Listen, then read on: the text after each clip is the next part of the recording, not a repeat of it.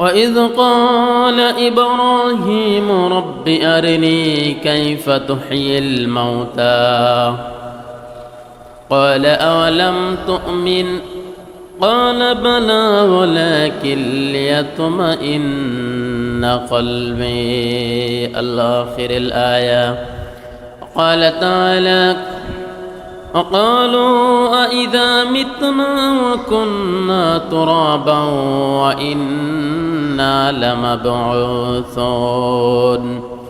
وقال تعالى في شان حبيبه إن الله وملائكته يصلون على النبي يا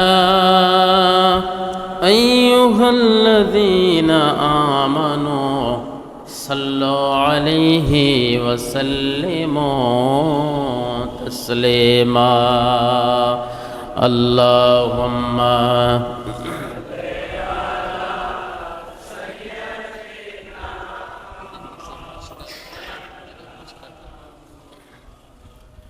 وعلى آل سيدنا شفيعنا محمد. اللهم صل على سيدنا مولانا محمد وعلى آل سيدنا শফিঈনা। ধন্য হল মদিনাবাসী, ধন্য তোমাদের জন্মভূমি, তোমাদের জমিনে শায়িত আছেন দোজাহানের আখেরি নবী। আল্লাহুম্মা সাল্লি আলা সাইয়্যিদিনা মাওলানা মুহাম্মদ ওয়া আলা আলি সাইয়্যিদিনা শফিঈনা মুহাম্মদ। লা ইলাহা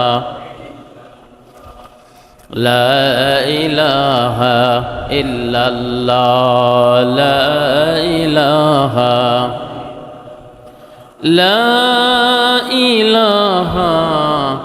إلا الله محمد رسول الله صلى الله عليه وسلم। আলহামদুলিল্লাহি রাব্বিল আলামিন ওয়াসসালাতু ওয়াসসালামু আলা রাসূলিহিল কারীম ওয়া আলা আলিহি ওয়া আসহাবিহি আজমাইন ওয়া বা'দ। শুকরিয়া জ্ঞাপন করছি মহান রব্বুল আলামিনের দরবারে যে মহান রব্বুল আলামিন আমাকে আপনাকে আরবি মাসের শুরু, বছরের প্রথম মাস মুহররম মাসের প্রথম জুম্মায় আল্লাহ সুবহানাহু ওয়া তাআলা সুস্থ অবস্থায় সুন্দর পরিবেশে আল্লাহর ঘর মসজিদে জুম্মার নামাজ আদায় করার লক্ষ্যে আসা এবং বসার তৌফিক দান করেছেন। সে মহান মালিককে হৃদয়ের সবটুকু ভক্তির সাথে কালেমাতুশ শুকুর আদায় করছি। সকলেই বলি আলহামদুলিল্লাহ। আর একটু জোরে বলি আলহামদুলিল্লাহ। লক্ষ্য করি তার থেকে অনেক অনেক বেশি দুরূদ ও সালাম পেশ করছি মানবতার মহান দিশারি মদিনার কামলিওয়ালা সাইয়্যিদিনা শাফিঈনা হাবিবিনা মাওলানা মুহাম্মদ সাল্লাল্লাহু আলাইহি ওয়াসাল্লামের শানে। সকলেই নবীজির শানে একবার দুরূদ পড়ি, সকলেই বলি সাল্লাল্লাহু আলাইহি ওয়াসাল্লাম। সম্মানিত উপস্থিতি, আজকে মুহররম মাসের প্রথম জুম্মার প্রথম খুতবা। আরবিতে ইংরেজিতে যেমন মাস আছে জানুয়ারি ফেব্রুয়ারি 12টি মাস রয়েছে ডিসেম্বর পর্যন্ত, বাংলাতেও বৈশাখ থেকে শুরু করে 12টি মাস রয়েছে এবং আরবিতেও আল্লাহ পাক রব্বুল আলামিন আরবি মাসকেও 12টি নামে অভিভুক্ত করেছেন। 12টি নাম আল্লাহ সুবহানাহু ওয়া তাআলা নিযুক্ত করেছেন, নির্ধারণ করেছেন। অত্যন্ত দুঃখের বিষয় হলো আমরা মুসলমান, কিন্তু ইংরেজি মাসকে নিয়ে আমরা ইংরেজি মাস নিয়ে হিসাব কিতাব করি, ইংরেজি মাসের ক্যালেন্ডার আমরা ঘরে ঝুলায় রাখি, কিন্তু আরবি মাস ক্যালেন্ডার থাকার পরেও আরবি মাস কোনটা, কোন তারিখ আরবি মাস, এটা আমরা অনেকেই জানি না। সত্য না?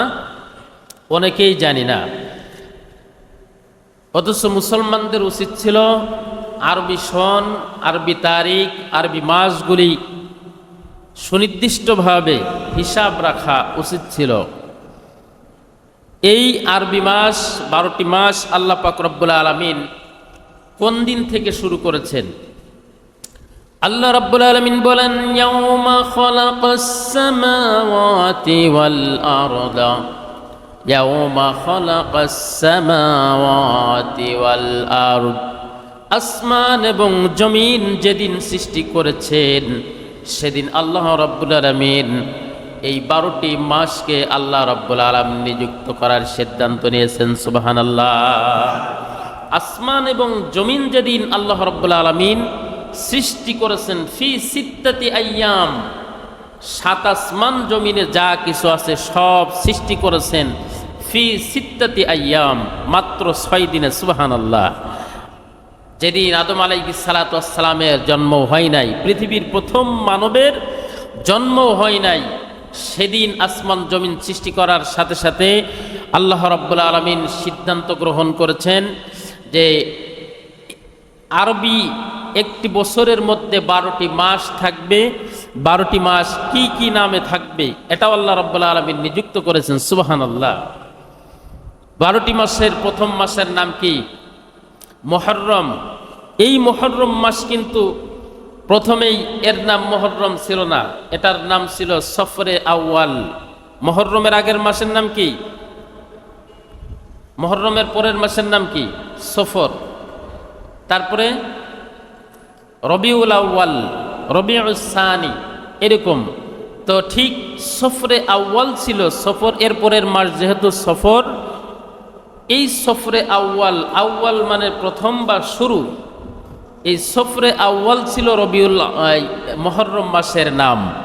কিন্তু ইসলাম আসার পরে এই পৃথিবীতে কি সবসময় ইসলাম ছিল নাকি? জাহিলি যুগ ছিল, ইহুদি যুগ ছিল, খ্রিস্ট যুগ ছিল, বিভিন্নভাবে এই পৃথিবীর বিভিন্ন রূপান্তরিত হয়েছে। ইসলামী যুগ আসার পরে এই সফরে আউয়াল বা বছরের শুরুর মাসের নাম পরিবর্তন হয়ে মুহররম মাসে রূপান্তরিত হয়েছে। সুবহানাল্লাহ। আল্লাহ রাব্বুল আলামিন 4টি মাসকে আশহুরুল হুরুম বলেছেন। আশহুরুল হুরুম মানে 4টি হারাম মাস। হারাম শব্দের অর্থ হলো এই 4টি মাস নিষিদ্ধ মাস। নিষিদ্ধ শব্দের অর্থ হলো এই 4টি মাসের ভিতরে কোনো প্রকার খুন খারাপি, রক্তপাত, অন্যায়, অত্যাচার করা যাবে না। ইসলাম আসার পূর্বে জাহেলি যুগে বিধর্মীরাও এই নিয়ম এবং প্রথা মেনে চলত এবং সম্মান করত। তারা ইসলাম আসার পূর্বে জাহেলি যুগের মানুষেরাও বলতেই, খবরদার, এটা কিন্তু আশহুরুল হুরুম, হারাম মাস চলছে, নিষিদ্ধ মাস চলছে, অতএব এই নিষিদ্ধ মাসে খুন খারাপি, অন্যায়, অত্যাচার, মানুষের উপর জুলুম করা যাবে না। আল্লাহ রাব্বুল আলামিন সে কথাটি কোরআনে বলে দিয়েছেন, ফালা তাজলিমু ফিহিন্না আনফুসিকুম, খবরদার তোমরা এই মাসের মধ্যে, এই সময়ের মধ্যে তোমরা কারোর উপর জুলুম এবং নির্যাতন করবে না। সুবহানাল্লাহ। দুঃখের বিষয় হলো ইসলাম আসার পূর্বে জাহিল যুগরা, মূর্খরা, জাহেলি যুগের মানুষেরা 4টি মাসকে যদিও সম্মানিত করেছেন, 4টি মাসের ভিতরে খুন খারাপি করেন নাই, অন্যায়, অত্যাচার, রক্তপাত, মানুষকে খুন করা, জখম করা, এগুলো থেকে বিরত থেকেছেন। দুঃখের বিষয় হলো মুসলমানেরা আজকে মুহররম মাস কাকে বলে, হারাম মাস কাকে বলে, এই 4টি মাসের নাম পর্যন্ত জানে না। ঠিক কিনা? জানে? 4টি মাস হারাম বলা হয়েছে। 1 নম্বর মাসের নাম হলো মুহররম, এরপরে জুলকাদ, জুলহাজ এবং রজব মাস। এই 4টি মাস আল্লাহ তাআলা বলছেন, খবরদার এই 4টি মাসের ভিতরে কোনো প্রকার জুলুম, নির্যাতন, অন্যায়, অত্যাচারের কাজ থেকে তোমরা বিরত থাকবে, এগুলো করবে না। সুবহানাল্লাহ। মুসলমান মুসলমানের সাথে সম্পর্ক হলো ইসলামের। যারা ইসলামের অনুসারী তারাই হলো মুসলিম। ইসলাম মানে কি? শান্তি। ইসলাম মানে আত্মসমর্পণকারী। মুসলমানরা একমাত্র আত্মসমর্পণ করে যার কাছে, তিনি কে? আসমান এবং জমিনের যিনি মালিক, তার কাছে মুসলমানরা আত্মসমর্পণ করে। সেই সূত্রে বলা হয় মুসলমান মানে আত্মসমর্পণকারী, আর ইসলাম মানে হলো শান্তি। এই আত্মসমর্পণকারী মুসলমান, যার কাছে আত্মসমর্পণ করার জন্য আমরা লোকব নিয়েছি মুসলিম, আমরা তার কাছে আত্মসমর্পণ করে তার বিধিবিধান মেনে চলা, এটাই আমাদের নিয়ম ছিল। কিন্তু দুঃখের বিষয় হলো, যে নিয়ম কাফেররা মুশরিকরা মানলো, যে আল্লাহর বিধানকে বিধর্মীরা মানলো, সেই বিধানকে আমরা মুসলমানেরা মানি না। ঠিক না বেটি? ঝিনাইদহ জেলায় একটা মেডিকেল কলেজ স্থাপন হবে, শুনছেন না আপনারা? গতকালকে ফেসবুকে একজন একটা ডায়লগ দিচ্ছে, আমাদের ঝিনাইদহ জেলা 12 নম্বরের একটা সন্তান, তিনি বলছেন ঝিনাইদহ জেলা, কেউ কেউ বলছে ঝিনাইদহ সদরে হতে হবে মেডিকেল কলেজ, কেউ বলছে শোলকুপাতে হতে হবে, মন্ত্রী আমাদের, এমপি আমাদের, অতএব মেডিকেল কলেজ শোলকুপাতে হতে হবে। তখন গতকালকে একজন যুবক, নাম বলছি না, উনি বলছে কি, যারা ঝিনাইদহ জমিনে মেডিকেল কলেজ চান, আপনারা মাসের ভিতরে কয়টা কাজে করেন? আপনারা মাসের ভিতরে কয়টা কাজে করেন? আপনারা জানেন বাংলাদেশে কাজে করার দিক থেকে, মারামারি করার দিক থেকে 1 নাম্বার হলো ব্রাহ্মণবাড়িয়া, 2 নাম্বার হলো আমরা শোলকুপার মানুষ। তাহলে আমরা কাজে করি বেশি, আমরা হাসপাতালে যাই বেশি, আমাদের মেডিকেল কলেজ দরকার। যুক্তি আছে তার কাছে, তার যুক্তি। তার মানে বোঝা গেল কি, আমরা কাজে করবই, আমরা মারামারি করবই। এই মারামারির জন্য যে যে সুযোগ সুবিধা, আমাদের ঢাল শরিকও বেশি দরকার, আমাদের দল সমাজও বেশি দরকার, আমাদের চিকিৎসা ব্যবস্থাও দরকার। সুন্দর যুক্তি না? সুন্দর যুক্তি না? 4টি 12টি মাস, 4টি হারাম মাস। এই 4টি হারাম মাসে কি মুসলমানের কোনো প্রকার অন্যায় অত্যাচার বন্ধ আছে?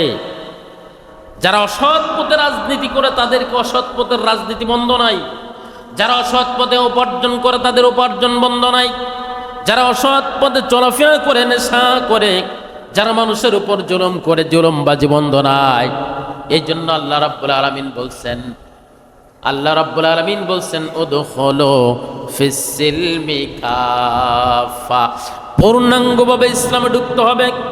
কিছু কিছু নিয়ম তুমি মানবে, কিছু কিছু নিয়ম মানবে না, এমন মুসলমান আল্লাহ রাব্বুল আলামিনের কাছে প্রাধান্য পাবে না। যদি তুমি মুসলমান হও, ইসলামের প্রত্যেকটা বিধি বিধান তোমাকে মেনে চলতে হবে। ঠিক না বেটি? প্রত্যেকটা বিধান মানার নাম হলো মুসলমান। প্রতিটি বিধানকে আমরা মানছি। অথচ আল্লাহ রাব্বুল আলামিন বলছেন, কুল্লু নাফসিন যায়িকাতুল মাউত সুম্মা ইলাইনা তুরজাউন। প্রত্যেক প্রাণী মৃত্যুবরণ করবে, মৃত্যুর পরে প্রত্যেকটা প্রাণী, প্রত্যেকটা জীবন যার কাছে ফিরে যাবে, তিনি কে? আল্লাহ রাব্বুল আলামিন বলেন, ওয়াকালু আইযা মিতনা ওয়া কুন্না তুরাবা ওয়া ইযামান আইন্না লামাবউসুন। আল্লাহু আকবার।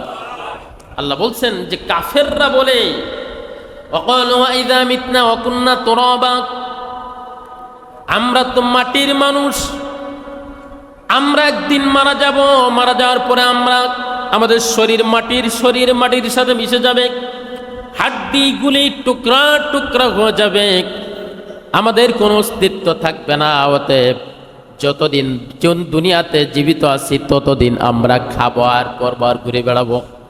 মরার পরে কি হবে কেউ আমাদের খুঁজে পাবে না। একটু জোরে বলা যাবে কি নাউজুবিল্লাহ?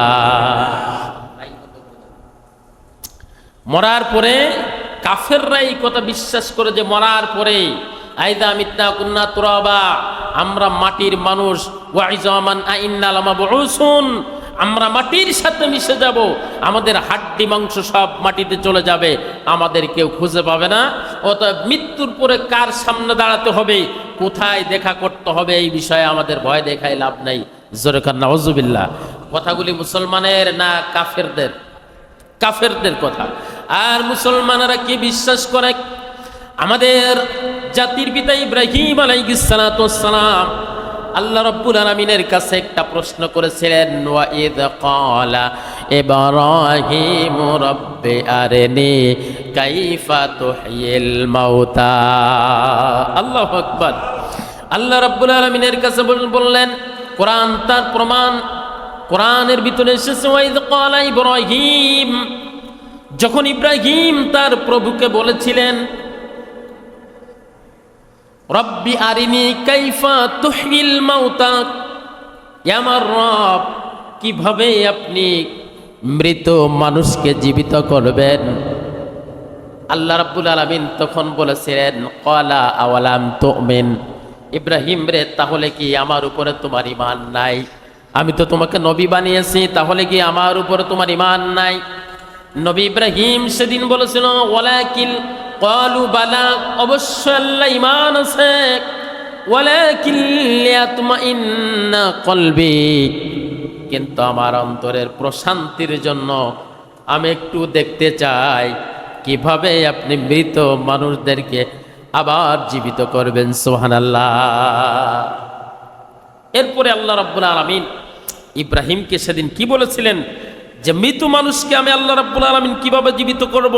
ক্বালা ফাখুজ আরবাআতাম মিনাত তায়র, তাহলে তুমি 4টে পাখি তালাশ করো। কয়টা পাখি? তাহলে তুমি 4টে পাখি তালাশ করো। ফাসুরহুন্না ইলাইকা সুম্মা জাআল আলা কুল্লি জাবালিম মিনহুন্না, 4টে পাখি তালাশ করে জবে করে টুকরা টুকরা করে পাহাড়ের ভিতরে ছিটিয়ে দাও। পাহাড়ের ভিতরে যখন ছিটিয়ে দিবে, সুম্মা দুউহুন্না ইয়াতিনাকা সায়া, পাহাড়ের ভিতরে টুকরা টুকরা করে ছিটিয়ে দেওয়ার পরে সুম্মা দুউহুন্না, তুমি আবার তাদেরকে আহ্বান করো, ডাক দাও। ডাক দেওয়ার পরে তুমি দেখতে পাবে পাখিগুলি পুনরায় নাই, পূর্বের নাই, আবার তোমার কাছে ফিরে এসেছে। ইব্রাহিম আলাইহিস সালাতু ওয়াস সালাম 4টে পাখি তালাশ করলেন, জবে করলেন, পাহাড়ের পাদদেশে ছিটিয়ে দিলেন।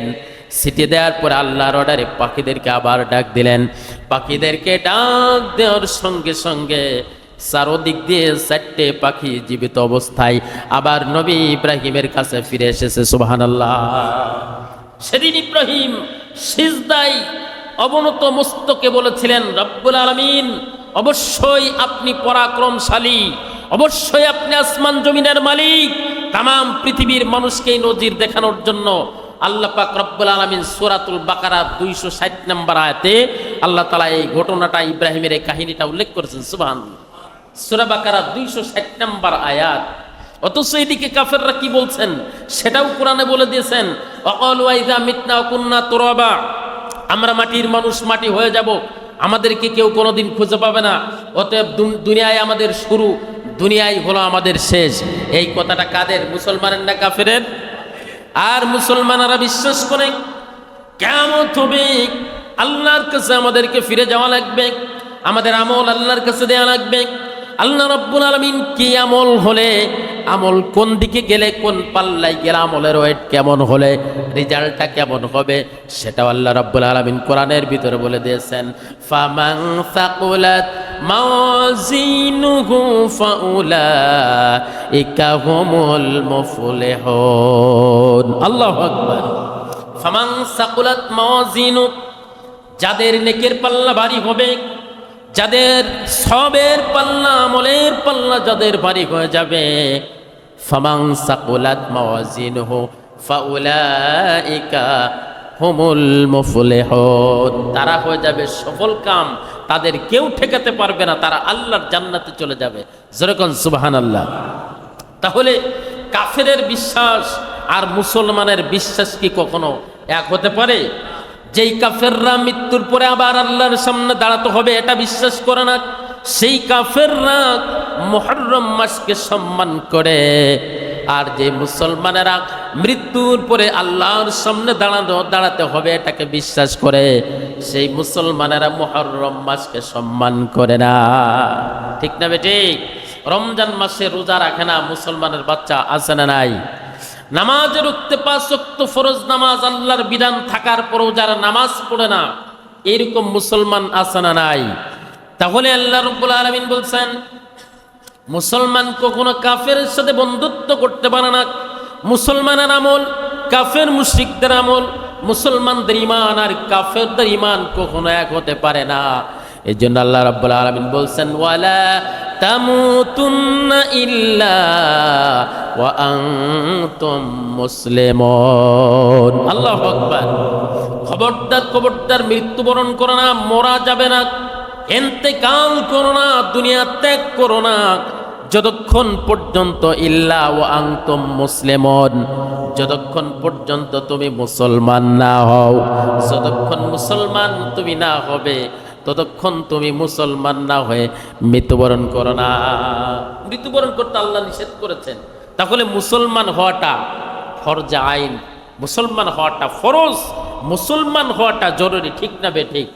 হ্যাঁ, আল্লাহর কাছে কি কাফেরের সম্মান বেশি না মুসলমানদের সম্মান বেশি? জোরে বলেন।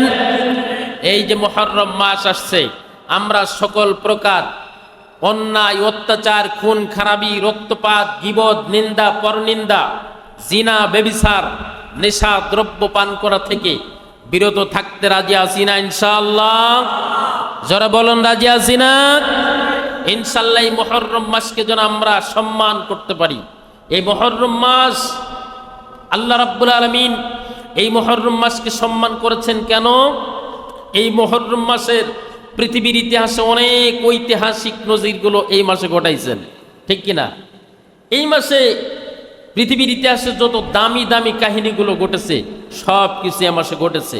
এবং আল্লাহর নবী সাল্লাল্লাহু আলাইহি ওয়াসাল্লাম মদিনাতুল মুনাওয়ারায় চলে গেলেন।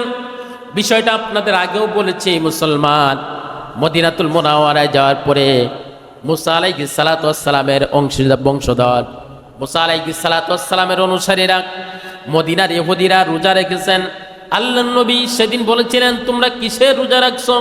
তারা সেদিন বলেছিল, পৃথিবীর সবথেকে বেঈমান কাফেরদের সর্দার ওই যে ফেরাউন আমাদের নবী মুসা আলাইহিস সালাতু ওয়াস সালামকে মিশরের নীল নদে আক্রমণ করেছিলেন। সে আক্রমণ থেকে আল্লাহ রাব্বুল আলামিন মুসা আলাইহিস সালাতু ওয়াস সালামকে পার করে দিয়েছিলেন, বাঁচিয়ে দিয়েছিলেন, সাহায্য করেছিলেন। আর মুসা আলাইহিস সালাতু ওয়াস সালামের দুশমন ফিরাউনকে নীল নদের ভিতরে ডুবিয়ে ডুবিয়ে চুবিয়ে চুবিয়ে মেরেছিল। সেদিন আমাদের নবীর বিজয় হয়েছিল। এই জন্য সেই শুকরিয়া আদায় করার জন্য আমরা মুহররম মাসে আমরা নবীর শুকরিয়া আদায় করার জন্য আমরা রোজা রাখি। সুবহানাল্লাহ। কয়টা রোজা রাখে তারা? একটা রোজা রাখে, একটা রোজা রাখে। আল্লাহর নবী সেদিন বলেছিলেন, ইহুদিরা, মুসা আলাইহিস সালাতু ওয়াস সালামের অনুসারীরা, নবী মুসার বিজয়ের কারণে তোমরা যদি একটা রোজা রাখতে পারো, আমি নবী মুহাম্মদ নবী মুসার উপরে তোমাদের থেকে আমার হকটা আরো বেশি। সুবহানাল্লাহ। আমার উম্মতেরা দুইটা অথবা তিনটা রোজা রাখবে। তোমরা যেহেতু একটা রোজা রেখেছো, আমরা দুইটা অথবা তিনটা রোজা রাখতে চাই। সুবহানাল্লাহ। আল্লাহর নবী বলেছেন, আফদলুস সিয়ামি বা'দা রমাদান, এই পৃথিবীতে যত রোজা আছে সব থেকে গুরুত্বপূর্ণ শ্রেষ্ঠ রমজান রোজা হলো রমজান মাসে। আর রমজানের পরে আফদলুস সিয়ামু বা'দা রমাদান, রমজানের পরে সব থেকে উত্তম রোজা হলো সিয়ামু শাহরুল্লাহিল মুহররম। সুবহানাল্লাহ। রমজানের পরেই সব থেকে যত রোজা আছে, নফল রোজা টুজা যত রোজা আছে, সব থেকে শ্রেষ্ঠ রোজার নাম হলো এই মুহররম মাসের রোজা। ইনশাল্লাহ দুইটা অথবা তিনটা, 9 তারিখ অথবা 9 তারিখ এবং 10 তারিখ অথবা 10 তারিখ এবং 11 তারিখ দুইটা রোজা রাখার চেষ্টা করতে পারবো না ইনশাল্লাহ? কারা কারা পারবো? লিল্লাহি তাকবীর। আল্লাহ রাব্বুল আলামিন আমাদের সবাইকে সেই তৌফিক দান করুন। সকলে বলুন আমিন। আমার ভাইরা, আজকে আমাদের মহল্লার ভিতরে বিবাহ কয়টা?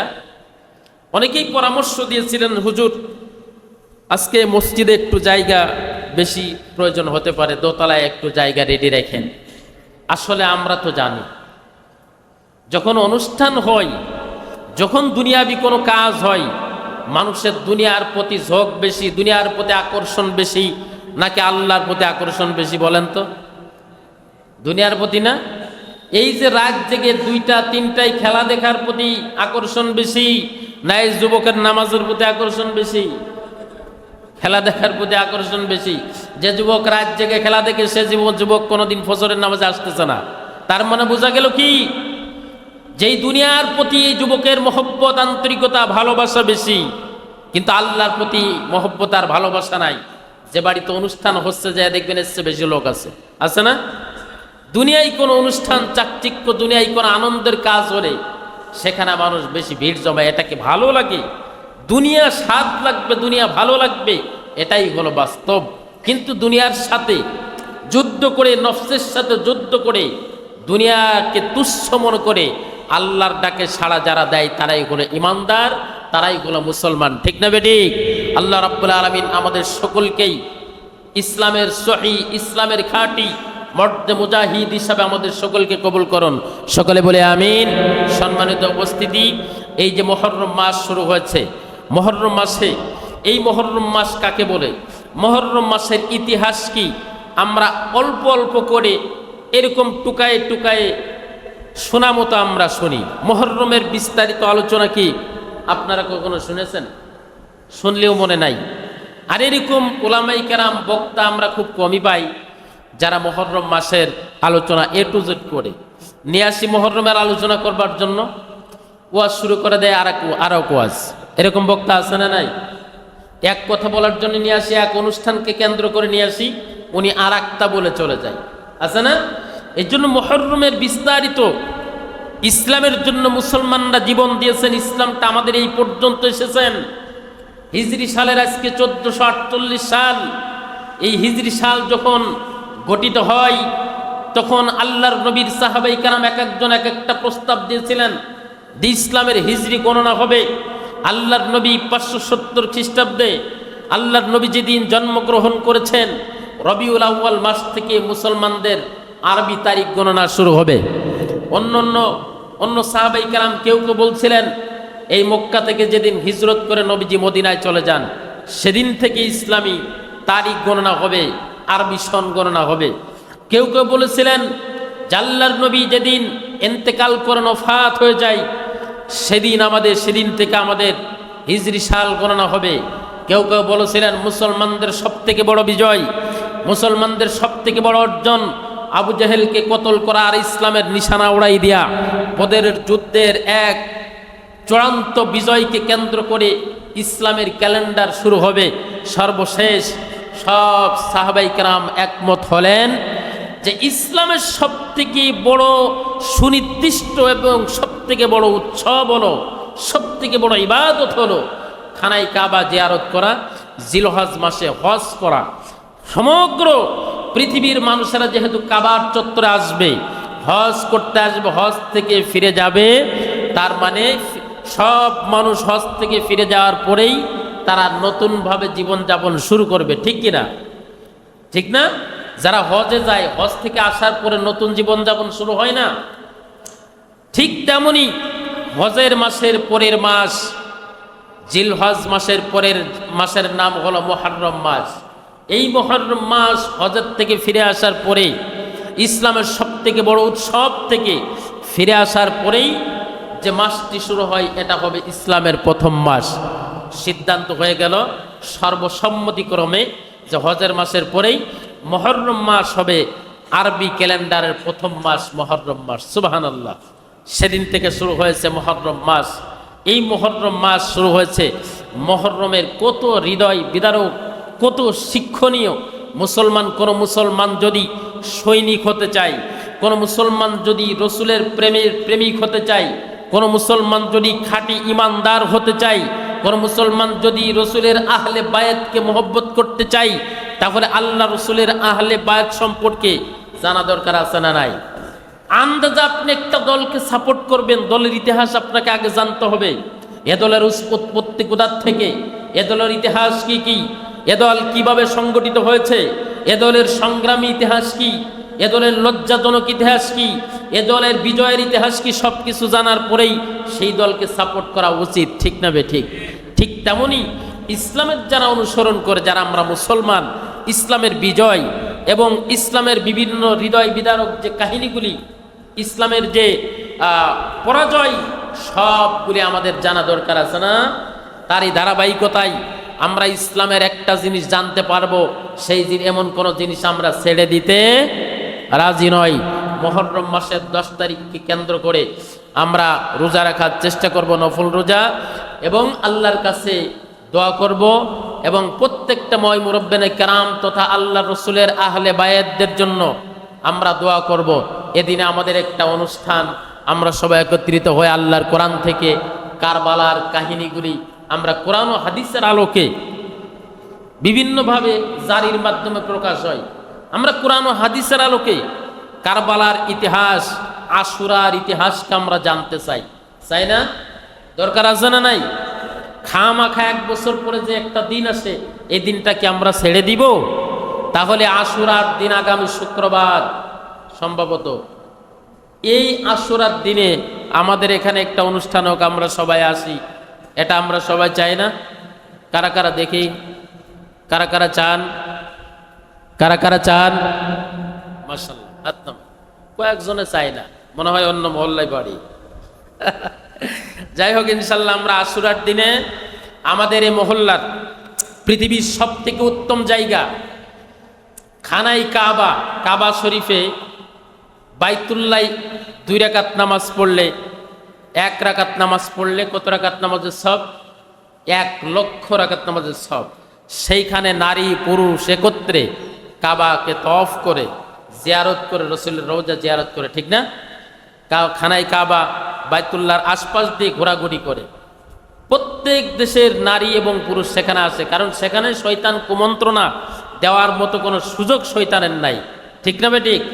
এই জন্য মসজিদে নারীরাও আসতে পারবে, এটারও কিন্তু একটা বিধান আছে, যেখানে উন্নত ব্যবস্থা আছে, সেফটির ব্যবস্থা আছে, নিরাপত্তার ব্যবস্থা আছে, সেখানে কিন্তু নারীরা মসজিদে 5 ওয়াক্ত নামাজ, খান জাহান আলীর মাজারে কিন্তু মেয়েরা এসে নামাজ পড়ে, আরও বাংলাদেশে বিভিন্ন জায়গায় আছে। তো আমরা নামাজে না ডাকি, তবে আমরা বিভিন্ন অনুষ্ঠানে আমি মনে মনে নিয়ত করেছি যে আমাদের এই মহল্লার নারীদেরকে কিছু কোরআনের কথা, কিছু দিক নির্দেশনা তাদেরকেও শোনানো দরকার আছে, আছে না? তা না হলে নারীরা ভালো হবে কেমনে?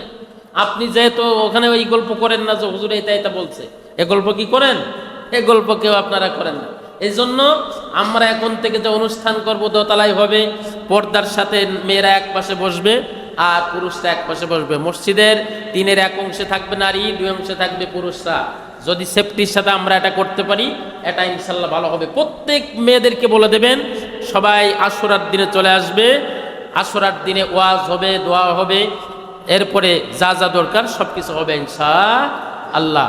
সবাই সহযোগিতার হাত বাড়াবেন, পাশাপাশি সবাই আসবেন, কাছের দূরের বন্দেখালীর এবং দূরের যারা এখানে আছেন আমি সবাইকে দাওয়াত দিচ্ছি, ইনশাল্লাহ সবাই চলে আসবেন। আল্লাহ রাব্বুল আলামিন আমাদের সবাইকে যেন সেই তৌফিক দান করে, মুহররমের ইতিহাস, মুহররমের সম্মান ইজ্জত রক্ষা করার তৌফিক যেন আল্লাহ তাআলা আমাকে আপনাকে সবাইকে যেন তৌফিক দান করে, সকলে বলে আমিন।